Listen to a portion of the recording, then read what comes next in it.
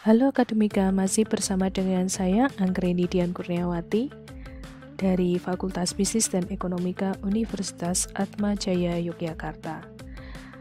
Selanjutnya, dalam materi yang masih terkait dengan wawancara investigatif, saya akan menjelaskan mengenai urutan reaksi apa yang kemudian dialami oleh si orang yang diwawancarai atau interviewinya.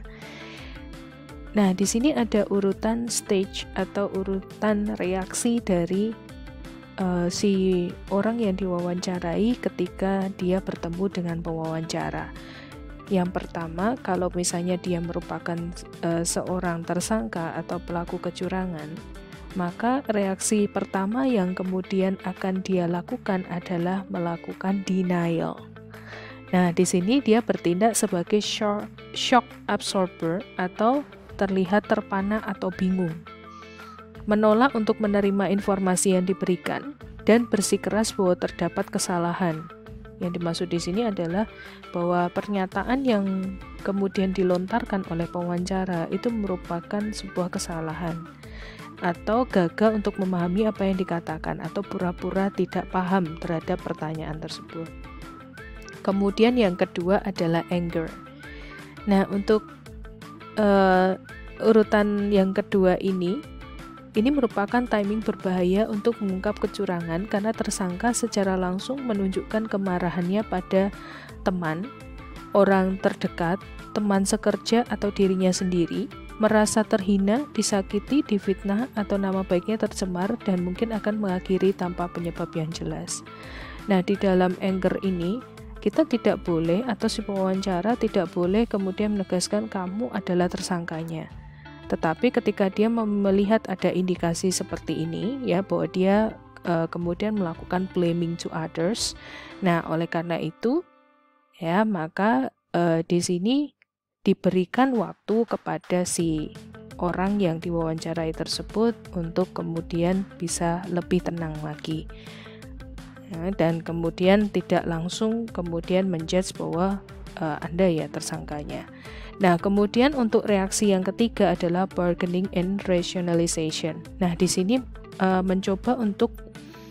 orang akan berusaha mencoba untuk menyesuaikan perilaku yang tidak jujur untuk meminimalisir kejahatannya. Dia akan berbicara panjang lebar cerita yang lain terkait dengan dirinya atau terkait dengan perilakunya dia, yang kemudian di situ dipakai untuk menutupi kalau dia kemudian merasa bahwa apa yang dikatakan oleh si wawancara itu ternyata adalah menunjukkan bahwa ini loh, kamu melakukan kecurangan seperti ini. Nah, oleh karena itu dia juga akan mengarahkannya kepada kegagalan tuntutan dan kemudian penalti yang ringan dan juga pernyataan yang lemah. Nah, di sini untuk reaksi yang ketiga. Kemudian reaksi yang keempat, dia juga bisa merasa depresi. Nah, banyak yang menarik diri dan tidak tertarik. Orang tidak lama kemudian akan menolak atau merasionalisasi tindakan yang tidak jujur, dan kemarahan yang ada di stage 2 tadi kemudian digantikan oleh perasaan kehilangan atau kekecewaan, sehingga kemudian dia memutuskan untuk tidak melanjutkan lagi untuk wawancara tersebut. Nah, ini bisa juga kemudian reaksi yang ditimbulkan. Kemudian ada acceptance, yaitu ketidaktahuan akan apa yang terjadi, keinginan untuk mengungkapkan isu dan juga beralih ke hal lain, dan wawancara biasanya sangat digunakan dalam saksi mata yang sangat kooperatif. Yang dimaksud di sini adalah kalau dia itu merupakan tersangka, dia akan mencoba untuk mengalihkan isu. Tetapi jika saksi mata, dia akan sangat kooperatif dan kemudian akan menceritakan dengan lebih baik terkait dengan kasus kecurangan yang terjadi tersebut. Berikutnya, bagaimana untuk merencanakan wawancara. Nah, untuk merencanakan wawancara, ini ada beberapa step yang harus dilakukan. Yang pertama adalah mengikuti rencana atau petunjuk untuk disinkronkan dengan tujuan. Yang dimaksud sini adalah tujuan dari wawancara tersebut. Apakah kemudian ingin menggali informasi, ataukah kemudian ingin mendapatkan petunjuk lain atau bukti-bukti. kemudian mereview dokumen yang relevan untuk mengumpulkan informasi sebanyak-banyaknya. Jadi dari dokumen-dokumen yang sudah didapatkan sebelumnya, sebelum melakukan wawancara, perlu untuk melakukan rekap terhadap informasi-informasi tersebut, sehingga apabila ada beberapa informasi yang masih dibutuhkan, nah itu kemudian akan menjadi checklist untuk ditanyakan di dalam pertanyaan wawancara. Kemudian yang ketiga dalam mengadakan wawancara, merencanakan waktu yang cukup untuk melakukan wawancara. Nah, untuk merencanakan waktu yang cukup ini harus disesuaikan dengan si pewawancara maupun orang yang diwawancarai. Kalau bisa waktunya itu agak lama dan tidak mengganggu dari orang yang kemudian diwawancarai tersebut. Oleh karena itu perlu membuat janji. Nah, janji ini juga harus disesuaikan dengan si pewawancara tersebut. Kemudian, wawancara harus dilakukan di kantor orang yang diwawancara, kecuali untuk hostile interviewee, atau kemudian orang yang diwawancarai tetapi dia itu tidak istilahnya tidak mau ditemui di kantor. Nah, oleh karena itu kita perlu untuk mengadakan wawancara di luar kantor. Tetapi di situ perlu diperhatikan bahwa ruangan yang dipakai untuk wawancara itu perlu ruangan yang tertutup, sehingga tidak boleh terbuka seperti di keramaian atau di publik atau di kafe dan sebagainya. Itu tidak boleh dilakukan seperti itu, tetapi harus di ruangan yang tertutup, sehingga hanya ada 2 orang saja yang kemudian bisa berinteraksi dan kemudian melakukan tanya jawab dengan formal. Nah, di sini bagaimana cara kita merencanakan wawancara yang ada. Nah, untuk mengadakan wawancara, ada beberapa hal yang perlu diperhatikan. Yang pertama adalah sikap dari pewawancara. Tadi dikatakan bahwa pewawancara itu ada baiknya adalah ramah.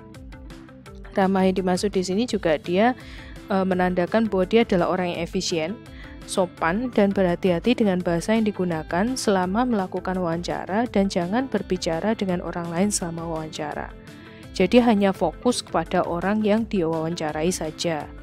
Nah, ini terjadi ketika wawancara itu dilakukan bukan hanya dengan 1 orang saja, atau kemudian ada asisten yang kemudian terlibat di dalam wawancara tersebut, atau investigator yang lain. Nah, di sini tetap harus fokus berbicara kepada orang yang kemudian ingin ditanyai. Kemudian bahasa pewawancara harus menggunakan pertanyaan yang pendek, membatasi 1 topik saja, dan dapat secara jelas dan mudah dipahami, serta dapat mengendalikan wawancara secara penuh. Dalam hal ini, yang mengendalikan wawancara adalah si investigatornya atau kemudian interviewernya. Jangan kemudian interviewee yang kemudian banyak berbicara dibandingkan dengan interviewernya. Kemudian tipologi pertanyaan, pewawancara harus menanyakan 5 pertanyaan, yaitu introductory atau kemudian pendahuluan, pertanyaan pendahuluan sebelum kemudian dia mulai menggali lebih dalam informasi yang ada. Kemudian informational, jadi ada beberapa informasi-informasi yang mungkin perlu untuk diklarifikasi. Kemudian assessment, penilaian terhadap informasi yang kemudian diberikan oleh si interviewee.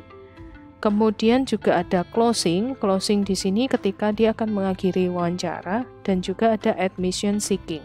Admission seeking di sini yang dimaksud adalah ketika memang ketika sudah mulai disimpulkan terkait dengan informasi-informasi yang ada, perlu ada konfirmasi terkait dengan beberapa hal, atau kemudian ada beberapa petunjuk yang mungkin bisa didapatkan dari wawancara tersebut, kemudian bisa diungkapkan. Kemudian elemen pembicaraannya harus ada ekspresi, kemudian juga ada persuasi, ada terapi, ritual, dan information exchange. Nah, di sini untuk elemen pembicaraan dimaksud itu adalah situasi atau kondisinya itu di dalam wawancara itu, si interviewer itu harus memiliki ekspresi yang kemudian bisa mengundang kenyamanan bagi si orang yang diwawancarainya. Kalau dia sudah merasa nyaman, kemudian dia akan menjadi lebih rileks. Kemudian juga ada beberapa hal yang kemudian juga yang membutuhkan adanya persuasi atau mengajak si orang yang diwawancarai itu untuk melakukan suatu hal. Nah, ini juga perlu untuk ada di dalam elemen pembicaraan tersebut. Kemudian juga bertukar informasi yang ada. Ini juga perlu dilakukan apalagi ketika interviewer dengan saksi mata. Nah, ini adalah untuk wawancara harus diadakan seperti apa. Kemudian untuk fasilitator komunikasi. Nah, di sini ada beberapa fasilitator komunikasi yang diperlukan. Yang pertama adalah fulfilling the expectation, dalam artian adalah ekspektasi dari wawancara tersebut itu bisa kemudian tercapai. Kemudian ada recognition. Recognition itu artinya adalah persetujuan terhadap suatu informasi yang ada sehingga kita bisa mendapatkan petunjuk-petunjuk dari sana. Kemudian ada altruistic appeals, yaitu beberapa hal terkait dengan keadaan atau norma yang kemudian bisa kita ketahui setelah wawancara itu berlangsung, dan kemudian di sini ada tidak indikator bahwa orang yang diwawancarai itu merupakan tersangka atau tidak. Kemudian sympathetic understanding, diantaranya di sini adalah ketika mulai tidak merasa nyaman si orang yang diwawancarai. Nah, maka kemudian kita perlu juga untuk melakukan pendekatan yang lain sehingga orang tersebut kemudian tidak menutup diri untuk memberikan informasi yang ada. Kemudian new experience, dalam artian di dalam setiap wawancara yang ada itu pasti menimbulkan pengalaman yang baru. Nah, oleh karena itu adanya pengalaman baru ini untuk setiap wawancara pasti akan berbeda-beda. Oleh karena itu perlu treatment yang berbeda-beda juga. Maka di sini untuk fasilitator komunikasi dia harus aware atau perhatian terhadap hal-hal baru ini sehingga kemudian dia bisa untuk lebih menangani wawancaranya dengan tepat. Kemudian ada katarsis. Katarsis yang dimaksud di sini adalah kita bisa melihat ekspresi dari orang yang kemudian kita wawancarai sehingga kita bisa lihat runtutan dari apa yang dikatakan oleh orang tersebut sehingga kita bisa mendapatkan informasi yang banyak dari orang tersebut. Kemudian need for meaning, dalam artian adalah beberapa hal yang diungkapkan atau informasi tersebut hendaknya kemudian bisa dicari apakah dari informasi tersebut itu bisa dihasilkan sebuah pengungkapan yang baik atau kemudian bisa merujuk kepada suatu petunjuk yang penting. Kemudian ada extrinsic rewards, dalam artian di sini adalah baik dari orang yang wawancara ataupun yang diwawancarai, mereka mendapatkan informasi yang sesuai dengan apa yang mereka inginkan. Dalam artian ketika si pewawancara itu dia ingin menggali informasi dari orang yang diwawancarai dan orang yang diwawancarai itu tidak merasa bahwa dia kemudian dituduh melakukan sesuatu, nah maka kemudian di sini merupakan extrinsic rewards tersendiri. Nah, untuk mekanisme wawancara ada beberapa metode yang bisa digunakan, yaitu membuat kontak fisik, menunjukkan tujuan dari wawancara, mewawancarai satu orang saja pada suatu waktu, melakukan wawancara secara privat, menanyakan pertanyaan yang tidak sensitif, kemudian mendapatkan komitmen untuk membantu, menunjukkan transisi pernyataan dan mencari persetujuan berkelanjutan dan jangan menyerang secara fisik. Nah, ini metode yang harus digunakan selama melakukan wawancara. Untuk urutan pertanyaan harus didahului dengan sesuatu yang umum ke khusus. Jadi jangan langsung kemudian khusus terlebih dahulu baru kita ungkapkan yang umum. Nah, kemudian di sini kita bisa menggali lebih dalam hal-hal yang terperinci sebelum bertanya. Kemudian bisa mencatat dari apa yang kemudian diberikan selama wawancara tersebut, atau kemudian bisa juga dengan membuat sebuah rekaman terkait dengan wawancara tersebut. Nah, jadi ini adalah mekanisme dari wawancara. Kemudian ada observasi reaksi responden juga.